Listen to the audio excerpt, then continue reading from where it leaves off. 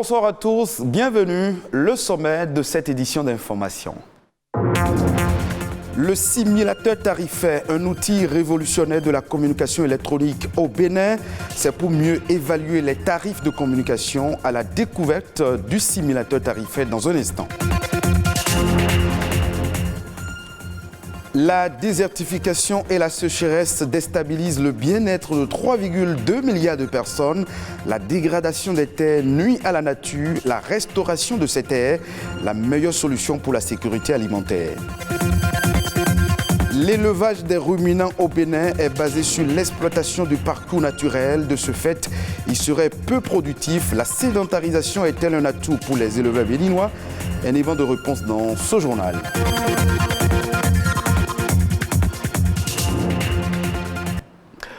On démarre cette édition par cet outil révolutionnaire de la communication électronique au Bénin.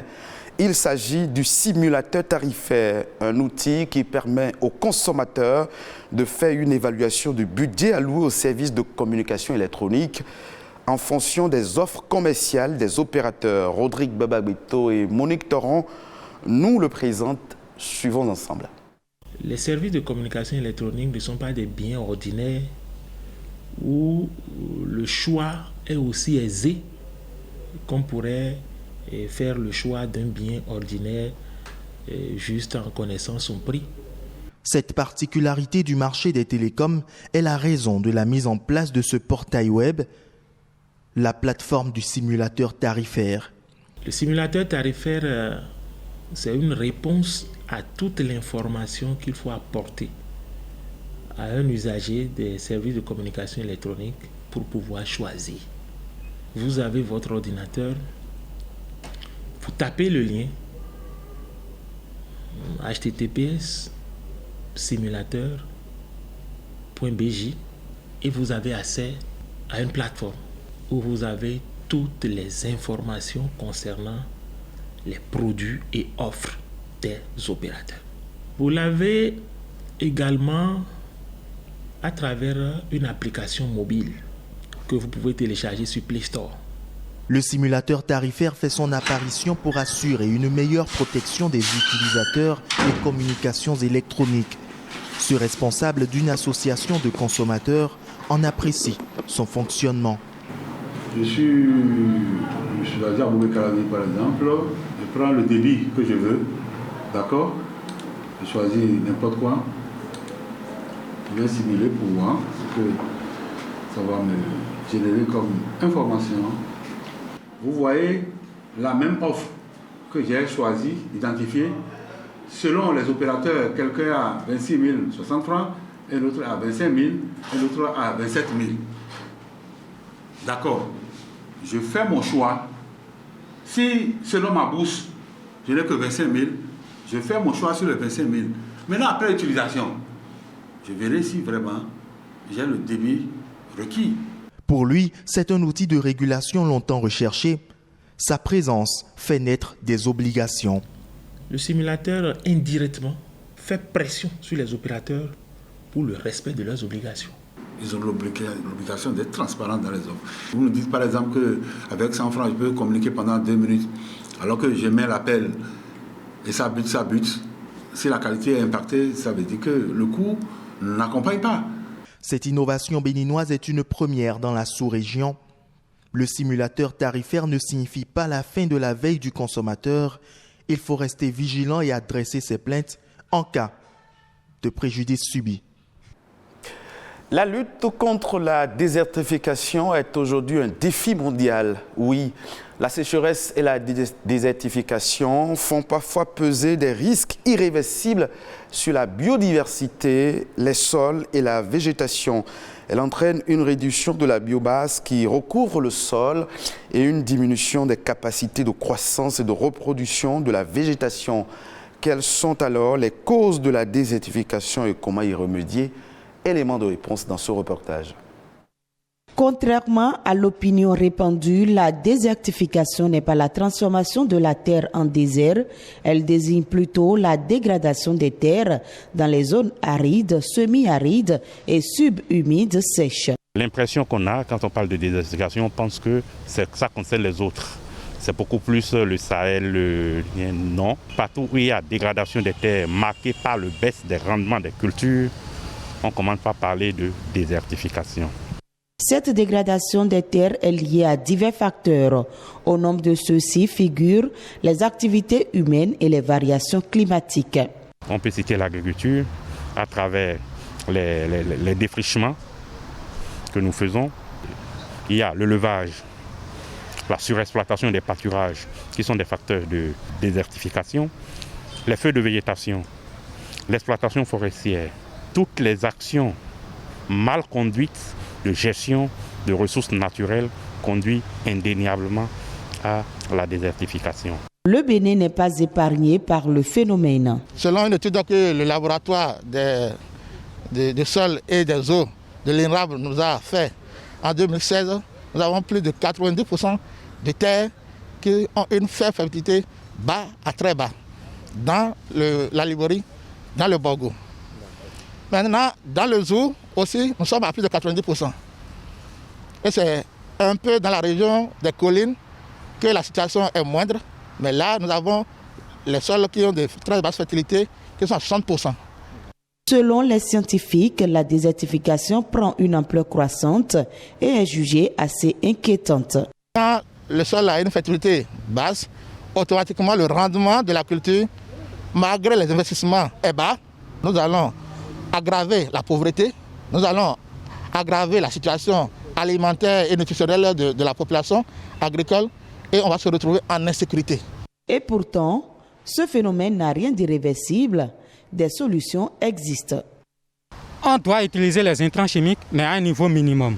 Et restituer au sol les résidus de la production. C'est ça qui va permettre au sol d'avoir de la matière organique et l'ajout des intrants chimiques vont maintenant exploser le rendement. Ce qu'on doit retourner, c'est essentiellement la matière organique, fondamentalement la matière organique, parce que c'est la base de la production au niveau des terres. Un appel à un changement de comportement vis-à-vis des principaux facteurs de désertification et de dégradation des terres.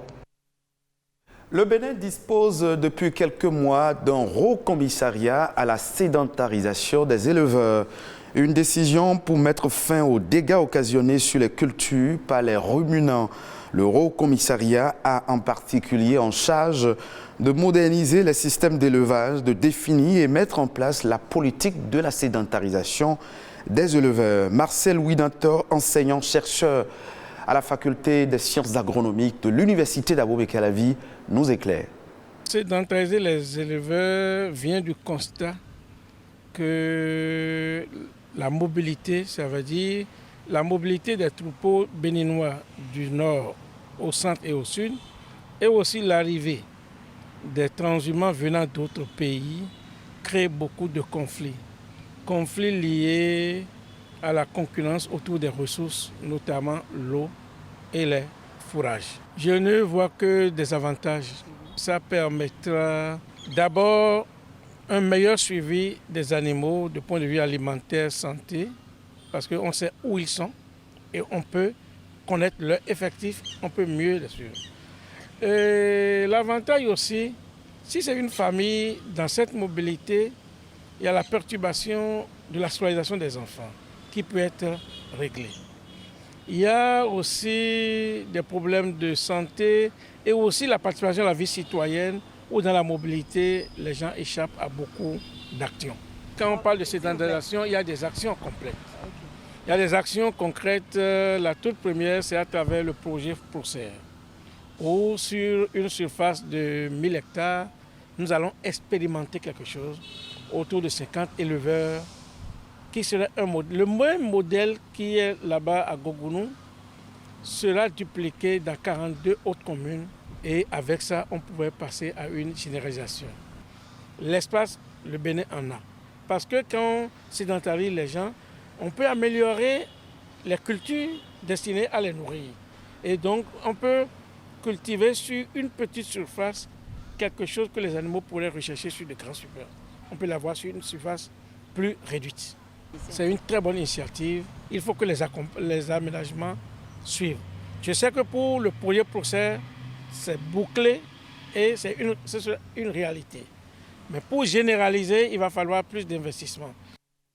Direction le Nigeria, où le pays veut suspendre les vols en provenance de la Grande-Bretagne, du Canada, de l'Argentine et de l'Arabie Saoudite.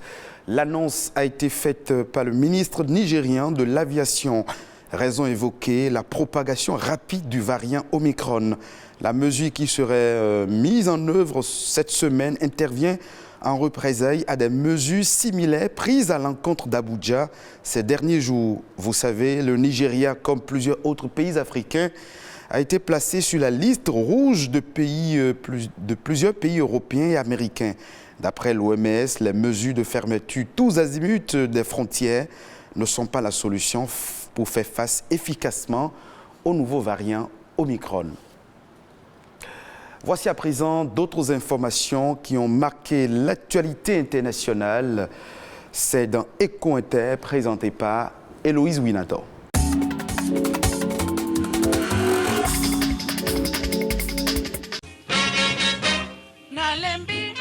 L'Afrique à l'honneur à l'UNESCO. L'Organisation des Nations Unies pour l'éducation, la science et la culture a inscrit la rumba congolaise et le thiéboudien, littéralement appelé riz au poisson ou encore tchèp, une spécialité culinaire sénégalaise au patrimoine immatériel de l'humanité. C'est une fierté africaine. Les deux décisions sont intervenues respectivement mardi et mercredi dernier. Elles ont été prises dans le cadre de la 16e session du comité intergouvernemental de l'organisation. La musique rumba est connue au-delà des frontières de la RDC et de la République congolaise, deux pays au destin commun. Les producteurs porcins en France sont soulagés. Ils peuvent continuer à exporter du porc vers la Chine, même en cas de peste porcine africaine détectée sur le territoire français. Un document dit de zonage a été signé entre les deux pays. Grâce à cet accord, si la maladie survient dans une zone de l'Hexagone, ce n'est pas toute la filière qui sera pénalisée. Les producteurs des zones non touchées peuvent continuer à exporter des produits porcins vers la Chine, premier consommateur et importateur de cette viande au monde. Cet accord est le premier de ce genre à être signé entre l'Empire du Milieu et un pays de l'Union européenne. Au Portugal, une des toutes premières usines de raffinage de lithium d'Europe devrait voir le jour en 2026. Ce minerai, composant essentiel des batteries de véhicules électriques, se trouve en grande quantité dans le pays ibérique, mais aussi dans d'autres pays européens. L'usine devrait produire jusqu'à 35 000 tonnes d'hydroxyde de lithium par an, ce qui correspond à la fabrication de batteries pour environ 700 000 véhicules électriques. Le montant de l'investissement est estimé à 700 millions d'euros, soit 460 milliards de francs CFA. Et puis enfin, tempête, inondation, incendie et tout récemment la trentaine de tornades aux États-Unis. Les catastrophes naturelles ont été nombreuses cette année. Au-delà des bilans humains parfois lourds, ces événements ont provoqué des dégâts matériels très importants. Ils ont été évalués à plus de 250 milliards de dollars, soit 145 000 milliards de francs CFA. Et cela représente en effet une hausse de 24% par rapport à l'année dernière.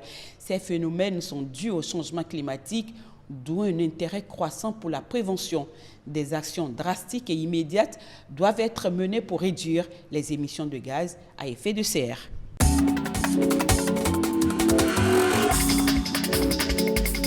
Fin de cette session d'information que vous pouvez revoir sur le www.ortb.bj. Merci de votre fidélité.